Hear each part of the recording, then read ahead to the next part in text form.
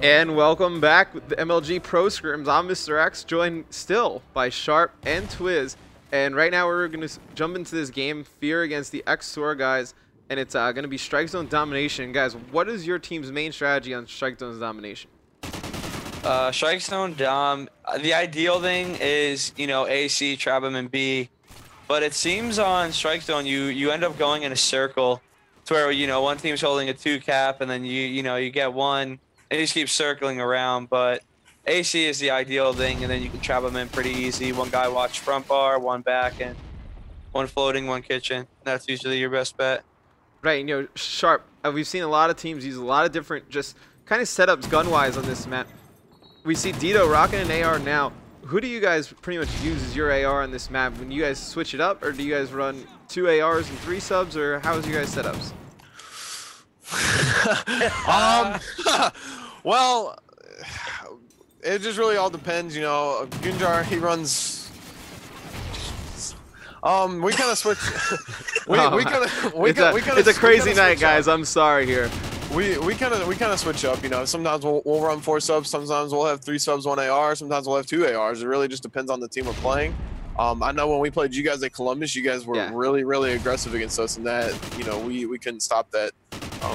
And so that's something that when we got back from Columbus, we worked on this map, is playing more aggressive on it. Right, yeah, I think this map you need to be extremely aggressive, and just really, if you can force spawn that other team inside that B bar area, it's just pretty much, it's instant death for them. There's only 3 ways out, and I mean, we see Moho, he's trying to go all the way around to cover this back bar area, but a guy gets to his right, and Moho's too smart for that. Moho, maybe not. He gets taken out from another guy in the stairs, but Formal's there to pick it up. And, a lot of our troubles on this map, it comes from we can't even seem to lock people inside B. The problem that Envy had as well, speaking to those guys, that they would get A and C, and they would never be able to really hold that team in B. How do you guys really hold that other team in B? I think it really comes down to your AR placement. I think it comes down to communication, making sure you're in the right spot at the right time, because it only takes a few seconds, or like 2-3 seconds for someone to get out and make the play. So you got to be sure, if you have A and you're capping C, you got to make sure someone's already there. You can't get it and then pick it up. You got to have somebody already there, and it comes down to communication, and like you said, your AR placement will definitely play a big factor in it as well. Right, and I think, a lot of what we were talking about before with Danger Close is this is definitely one of the maps that we're seeing that Danger Close, that double nade, come really effective. I see Parasite on his stream use it all the time. He's throwing his Danger Close 2 grenades all over these outside flags right at the start of the game to try and take over those 2 outside, those A and C positions. Sharp, are you guys starting to use this Danger Close strategy also, or are you guys opting to pretty much just run straight at with submachine guns? Well, making it awkward again, Gunjar used Danger Close nades. He suggested that we don't all run it, so I didn't run it. Nezla didn't run it. Run it. We just had one person that would run Danger Close 2 nades, and that was Gunjar. I use regular nades. I used to use Semtex, but I use regular nades because I learned that some nade spots on this map where you can throw them through the windows and stuff. So those started working really well. But for the most part, I really don't even throw grenades. They're just, without Danger Close, they're pretty Magunda. Yeah, they're Magunda. I agree. Magunda is definitely a word that you guys found on FeaR, along with the Moho hop. Moho loves his hopping. But right now we're on board with Dito, and he's got 2 players behind him at A. He's going to get taken out. And, I'm really impressed with FeaR's domination game. Not too impressed with their blitz game. It was pretty bad. Pretty bad. And, their search and destroy game with Formal Sniper was pretty good. Are you guys impressed with this FeaR squad tonight? Oh, yeah, they're definitely, they're doing really well. And SoaR, or whatever their name is a good team. That's a good bunch of players, and FeaR's they're just doing really well.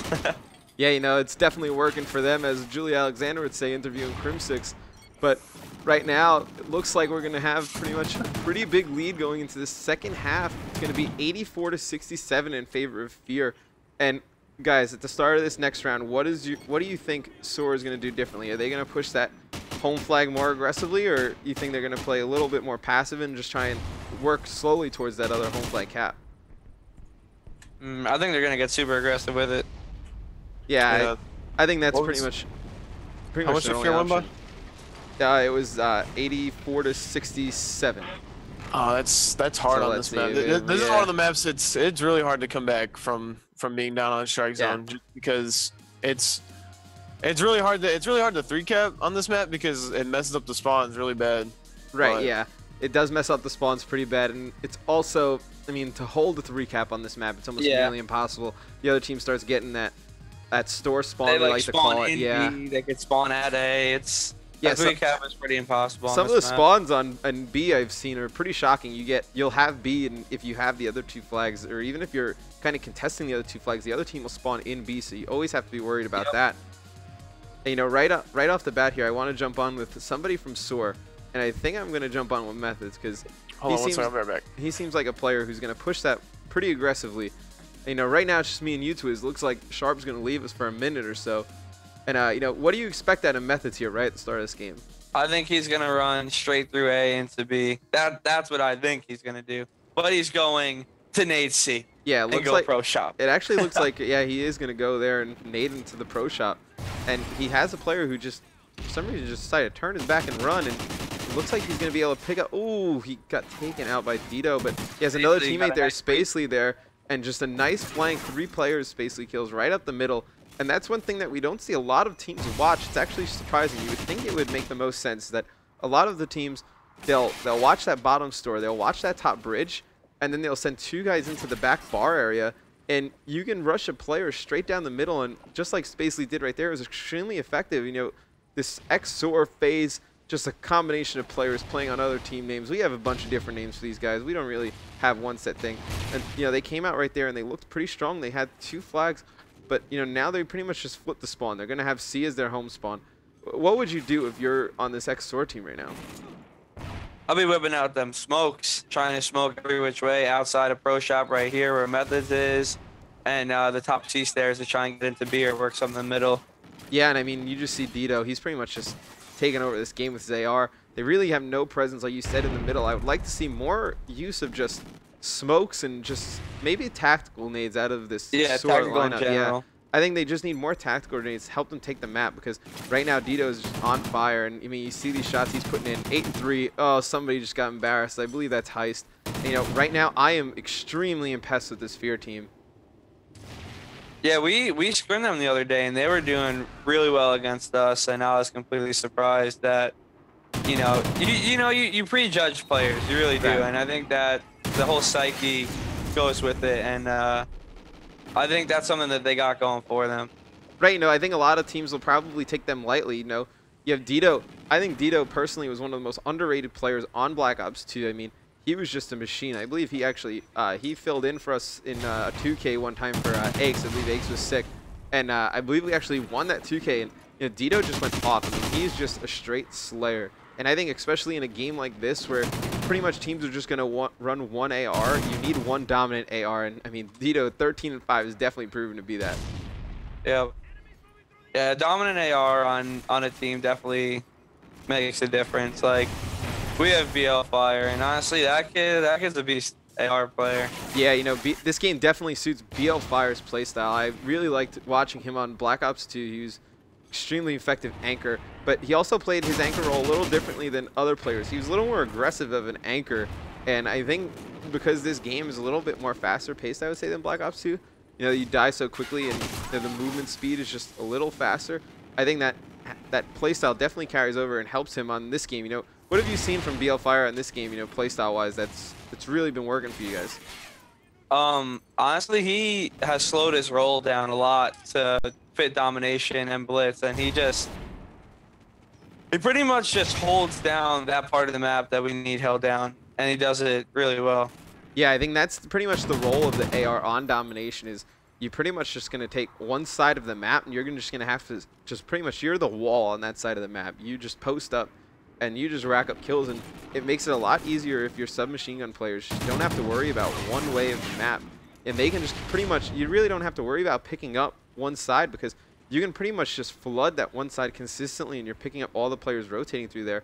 But, you know, I want to jump on with pretty much, I think I'm going to go to Formal again. You know, we've been sitting on Formal a lot, but he's been extremely impressive tonight, running pretty much sub primarily on respawn and that sniper rifle on search and destroy. And right now we see FeaR, they're still up pretty handily. I believe they won the first half by 17 points. They're up now by, what is that, 21. So, I mean, this game is pretty much done right now with 50 seconds left. And, you know, Twiz, we keep bringing it up, but their domination game seems on point. I'm surprised that this Ex-SoaR team didn't take that first SMD. What do you think we're going to see them do differently on this next search? I think search, they're definitely going to switch it up, and they might play search a little more aggressively, to be honest, to like suit their players better, because I feel like they're playing, you know, slower, and they're just not slow players, and I think that hurt them.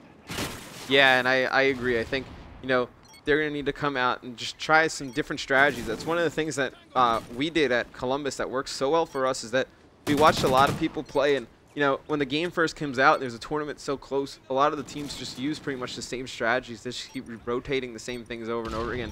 And one of the things we decided to do at Columbus was pretty much just do the opposite of what everybody else was doing.